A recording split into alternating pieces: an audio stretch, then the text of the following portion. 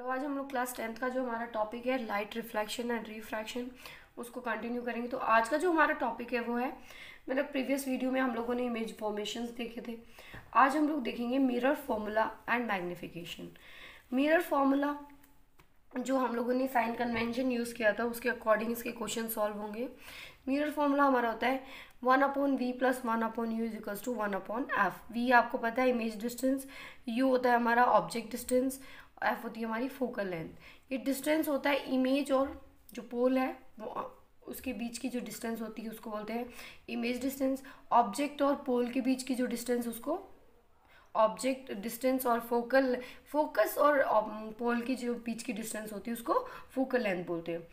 Yes, this formula is valid in all the situation for all spherical mirror for all the position of the object. यही जो mirror formula है हम लोग कोई भी, मतलब कि जितने भी स्पेरिकल मिरर्स है उनके लिए आप अप्लाई कर सकते हो। बस इसका जो साइन कन्वेंशन है, जैसे मैंने बात की थी आपके लिए, जो हमारा ऑब्जेक्ट है, देखो ऑब्जेक्ट के लिए हम लोग माइनस हमेशा यूज़ करते हैं, लेकिन इमेज के लिए जैसे कि अगर इस साइड में बनता है लेफ्ट साइड में तो नेगेटिव होता है, क्योंकि जो रे की डायरेक्शन होती है वो इस साइड होती है, अपोजिट बन रहा है तो नेगेटिव होती है। इधर बनेगा तो वो पॉजिटिव होगा।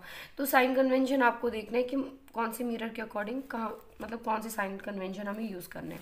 सेकेंड हम लोग देखते हैं मैग्निफिकेशन।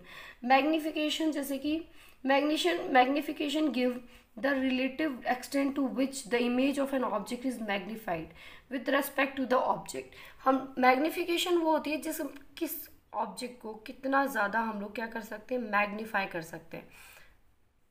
तो मैग्निफिकेशन में देखते हैं हम लोग, मैग्निफिकेशन जो फॉर्मूला होता है height of the image to respect to the height of the object. Height of, जैसे कि वर्टिकली जो हमने देखी थी हाइट के बारे में, इमेज की हाइट रेस्पेक्ट टू ऑब्जेक्ट की हाइट। ठीक, अब जैसे हम लोगों ने बात की हाइट के बारे में, वैसे ही अब होगा हमारे जो इमेज जो हमारी होती है वो ऑब्जेक्ट और इमेज डिस्टेंस से भी क्या होती है, रिलेटेड होती है। जैसे कि the magnification m is also related to the object distance u and the image distance. Image distance v, u और v दोनों से क्या होगी, रिलेटेड होगी v/u। जैसे फर्स्ट हम लोग ऊपर लेते हैं हमारी इमेज के, तो height of the image with height of the image to the height of object. Same इसमें डिस्टेंस, इमेज डिस्टेंस अपॉन में object distance. H I represent the height of the image, H O represent the height of the object. ये होती है हमारी magnification. ये वो property में बताती है कि हम लोग कितना ऑब्जेक्ट के रेस्पेक्ट में इमेज को क्या कर सकते हैं, मैग्नीफाई कर सकते हैं, उसकी साइज को मतलब एनलार्ज करके हम लोग दिखा सकते हैं। ये होती है हमारी मैग्निफिकेशन। अब जैसे कि हम लोगों ने देखा था जो vertically about the principal axis होते थे उनको हम लोग हमेशा, हाइट जो अबाउट द प्रिंसिपल एक्सिस है उसको हम पॉजिटिव लेते थे, ठीक है, और जो बिलो द प्रिंसिपल एक्सिस होता है उसको हम लोग नेगेटिव ले रहे थे साइन कन्वेंशन के अकॉर्डिंग। तो side of the height of the image should be taken as positive for virtual के लिए हम लोग क्या लेंगे, पॉजिटिव, और जो रियल होगी उसके लिए हम लोग मैग्निफिकेशन हमेशा क्या लेते हैं, negative. Negative sign of magnification indicates the image is real. अगर हमारी मैग्निफिकेशन नेगेटिव आती है तो जो हमारी इमेज का जो नेचर होगा वो कैसा होगा, रियल। सेम अगर हमारी मैग्निफिकेशन क्या आती है, पॉजिटिव, तो साइन ऑफ मतलब जो मैग्निफिकेशन है वो कैसा होगा हमारा, वर्चुअल। पॉजिटिव हमारा हम बताएगा इमेज कैसी होगी, हमारी वर्चुअल होगी। अब हम लोग बात करते हैं रिफ्रैक्शन ऑफ लाइट के बारे में। देखो जैसे हम लोगों ने पहले बात की थी, हम रिफ्लेक्शन के बारे में बात की थी। तो रिफ्लेक्शन में हमने देखा था कोई भी रे आती थी, ठीक है, वापस उसी मीडियम में बैंड हो जाती थी, उस सरफेस से रिफ्लेक्ट होके उसी मीडियम में वापस जा रही है। लेकिन बात आती है हमारी रिफ्रैक्शन की। रिफ्रैक्शन में क्या होता है, लाइट जब एंटर होती है तो दूसरे मीडियम में, मतलब एक मीडियम से दूसरे मीडियम में जाती है। When a ray of light enter from the one medium to the another, और क्या करती है, अपने पाथ से डेविएट करती है। जैसे कि अगर मैं बात करती हूँ, अगर रेयरर मतलब जिसकी ऑप्टिकल डेंसिटी क्या हो, कम, ठीक है, उसको हम लोग रेयरर बोलते हैं। जिसकी ऑप्टिकल डेंसिटी क्या हो, ज़्यादा, तो उसको हम लोग डेंसर बोलते हैं, ठीक है। जिसमें स्पीड, ऑप्टिकल डेंसिटी मतलब स्पीड अगर ज़्यादा है, ठीक है, तो रेयरर मीडियम हो गया। स्पीड अगर कम है तो डेंसर हो गया। तो अगर रेयरर से कहाँ जाती है, डेंसर, मतलब उसको ऐसे मान लो आप, मास डेंसिटी और ऑप्टिकल डेंसिटी दोनों डिफरेंट है, लेकिन अगर हम लोग वैसे करें तो जिसमें स्पीड क्या होती है कम, वो होता है हमारा डेंसर, जिसमें ज़्यादा होती है वो होता है हमारा रेयरर। तो अगर लाइट रेयरर से डेंसर की तरफ एंटर होती है तो रेयरर से डेंसर, तो नॉर्मल जो हमारी रे है उसके टूवार्ड्स बैंड होगी, जैसे अब आगे देख रहे हैं हम लोग। When a ray of light enter from one medium to the another, it deviate from its path. This phenomena is called refraction of light. अगर एक मीडियम से दूसरे मीडियम में एंटर करती है, वो भी कौन सा मीडियम जिनकी ऑप्टिकल डेंसिटी क्या हो डिफरेंट, तो उसमें वो अपने पास से डेविएट होगी। Example, coin present in the water appears to raised raised, मतलब कि हम लोग देखते हैं अगर कॉइन रखा हुआ है पानी के अंदर तो हम लोगों को थोड़ा सा वो पानी के ऊपर उठा हुआ दिखाई देगा। वो किस वजह से, हम लोग कहाँ खड़े हैं, एयर में। एयर का क्या होगा, रेयरर, मतलब पार्टिकल्स रेयर होगा, स्पीड ज़्यादा होगी लाइट की, लेकिन वाटर के अंदर डेंसर होगा, वहाँ स्पीड कम। तो उसकी अगर रिफ्रैक्शन होगा, रिफ्रैक्शन में क्या होता है कि जो लाइट है वो टुवार्ड्स बैंड होगी, तो उस वजह से हम लोगों को कॉइन थोड़ा सा अपवर्ड दिखाई देता है। लेटर, अगर हम लोग सेम कोई देखो, अगर मैं यहाँ लेटर के ऊपर कहीं वाटर की कोई ड्रॉपलेट डालती हूँ, ठीक है, तो वो वाटर की ड्रॉपलेट डालने से मुझे ये जो लेटर्स है वो ऊपर दिखाई देते। सेम अगर मैं कोई ग्लास की शीट रख लेती हूँ लेटर्स के ऊपर, तो मेरे जो लेटर्स लिखे हुए हैं वो थोड़े से मुझे अपवर्ड्स दिखाई दे, मतलब थोड़े से उठे हुए दिखाई देते हैं। तो ये होता है हमारा रिफ्रैक्शन की वजह से।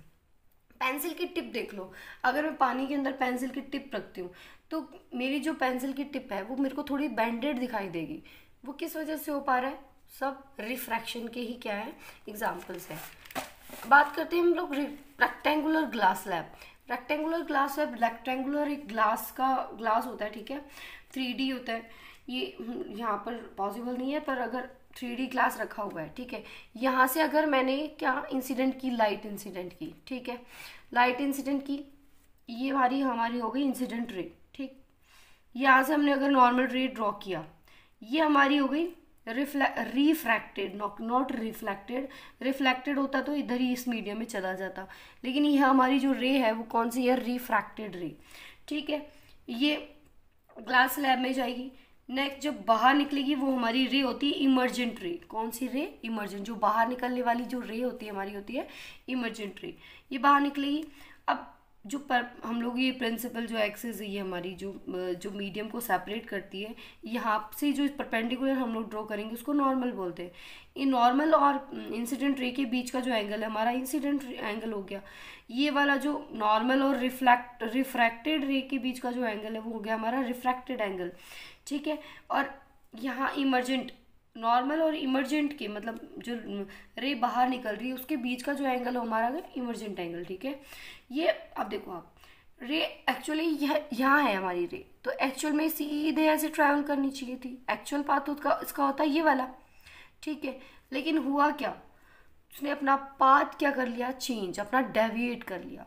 बाहर अगर एयर है, क्यों आपको पता है, आप बाहर से देख रहे हो एयर प्रेजेंट है वहाँ पर, अगर हम लोग बाहर एयर है, वहाँ से अंदर ग्लास स्लैब है जिसका डेंसर है, बाहर रेयरर है, रेयरर से अगर हम डेंसर में देख रहे हैं तो देखना जो हमारी रे है वो टुवार्ड्स बैंड होगी।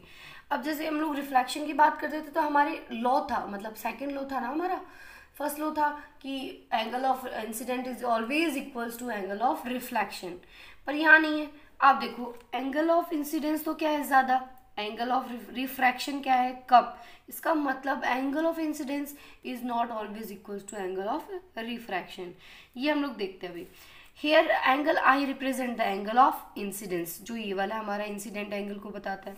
सेकेंड है angle R represent the angle of refraction, हमारा एंगल आर बताता है रिफ्रैक्शन को। एंगल ई इमर्जेंट को, इमर्जेंस एंगल को बताता है, जो इमर्जेंट रे और नॉर्मल रे के बीच का जो एंगल है उसको इमर्जेंट एंगल बोलेंगे। यहाँ पर देखेंगे हम लोग, ये हम लोग डेंसर का रेयर का मतलब मास डेंसिटी का सिमिलर तो नहीं है ये, लेकिन हम लोग इसको ऐसे थोड़ा सा याद कर सकते हैं, जिसमें स्पीड क्या होती है कम, लाइट की स्पीड क्या होती है कम, वो होता है हमारा डेंसर। जिसमें स्पीड क्या होती है ज़्यादा, वो होता है हमारा रेयर मीडियम।